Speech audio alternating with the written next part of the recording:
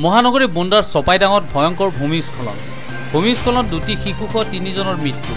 মৃত লোককেইজন হৈছে চপাইডাঙৰ দৈমাগুৰিৰ বাসিন্দা পুনম গোস্বামী বয়স 34 বছৰ আৰু তেওঁৰ কন্যা নীলাক্ষী গোস্বামী বয়স 4 বছৰ আৰু মম্পী বড়োৰ কন্যা ৰঞ্জিতা বড়ো বয়স 5 বছৰ।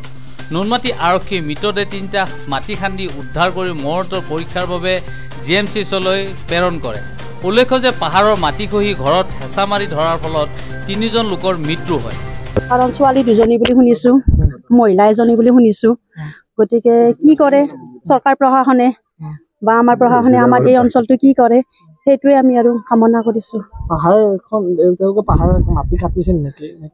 মাটি কাটা সেনেকৈ গম নাপাম, কাৰণ মোৰ অকণমান তলত আছে মোৰ ঘৰ, সেইকাৰণে মাটি কাটা বিশেষ গম নাপাম।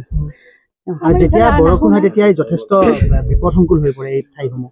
কেতিয়াবা পৰে কিন্তু এনেকুৱা ঘটনা কিন্তু আমাৰ ইয়াতে এয়া প্ৰথম হৈছে, আগতে নাছিলে, এয়া প্ৰথম। পাহাৰ নহয়, পানীখিনি বাগৰি যায়, পাহাৰ পানী নাথাকে, সেইকাৰণে মানে ই নহয় মানে আমাৰ বৰষুণ দিলে আমাৰ পাহাৰটো ওখ না, আমাৰ পানীখিনি বাগৰি যায় ইফালে, সেইকাৰণে আমাৰ ইমান অসুবিধা নহয়। ধৰকচোন বৰষুণ দিলে আধা ঘণ্টামান ই হয়, তাৰপিছত আমাৰ গাড়ী চাড়ী চব চলে, ল'ৰা ছোৱালী স্কুলত যায়, আমি ইয়াৰ পৰা তেনেকেই আছো আৰু বহুত বছৰ হ'ল। এই অঞ্চলটো আমি দেখিছোঁ যথেষ্ট দুৰ্গম এটা অঞ্চল, গতিকে ইয়াত কেনেধৰণে প্ৰশাসনে আচলতে থাকিবলৈ অনুমতি দিয়ে সেইটোতো ক'ব নোৱাৰো কেনেকে দিছে। আছে বহুত মানুহ ইয়াত, আমাৰ চব থলুৱা মানুহে আছে, যিমান আমাৰ আছে চব অৰিজিনেল মানুহ, চব ক'ব গ'লে ভূমিপত্ৰ বুলি কওঁ আমি, আমাৰ থলুৱা অসমীয়া মানুহ, আমি ইয়াতে চব তেনেকেই আছো। আৰু আজি নহয় যে আজি নতুনকৈ আহি বহা, আমি আছো বহুত বছৰৰ পৰাই আছো ইয়াতে। মহানগৰী বুন্দাৰ চপাইডাঙত দৈমাগুৰি শোকাবহ ঘটনা। ভূমিস্খলনত একেটা পৰিয়ালৰ 3জনৰ কৰুণ মৃত্যু। শুকুৰবাৰে বিয়লি ভাগত প্ৰবল বৃষ্টিপাতৰ ফলত সংঘটিত হয় এই ভূমিস্খলনৰ ঘটনা।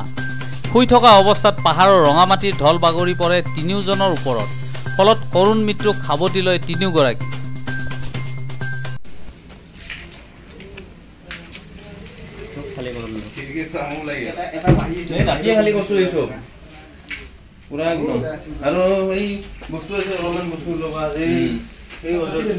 সেইটো নহয়, মই এই মায়ানগৰ থাকো, এনে চাব আহিলো শুনা পাই কেনে।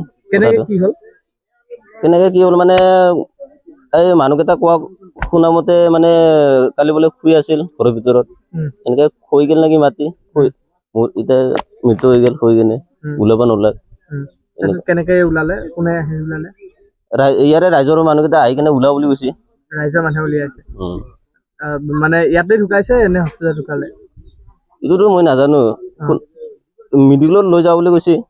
মানে ইয়াতে তেওঁলোকে মাটি কাটিছিল নে নিজে খহিছে? পাহাৰৰ মাটি কাটি আছিল নে নিজে খহিছে এইটো মই গম নাপাওঁ। ইয়াত নিজে খহিল না কাটিছে। ইয়াতে 3 মাহ মান হোৱা বুলি কৈছে, মইতো চিনি নাপাওঁ মানুহটো। 3 মাহ মান হৈছে 3 মাহ অহা বুলি কৈছে, কোৱা শুনা মতে আৰু মোৰ।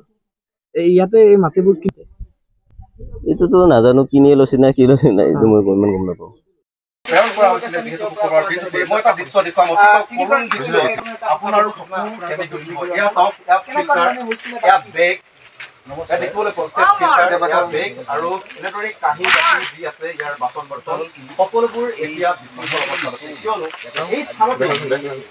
শুই আছিলে সেইখিনি সময়ত সেই 3টাকৈ প্ৰাণী বা 3টাকৈ মানুহ প্ৰাণ কাঢ়ি লৈ গৈছে এই শুই আছিলে নিদ্ৰামগ্ন অৱস্থাত, আৰু নিদ্ৰামগ্ন অৱস্থাতেই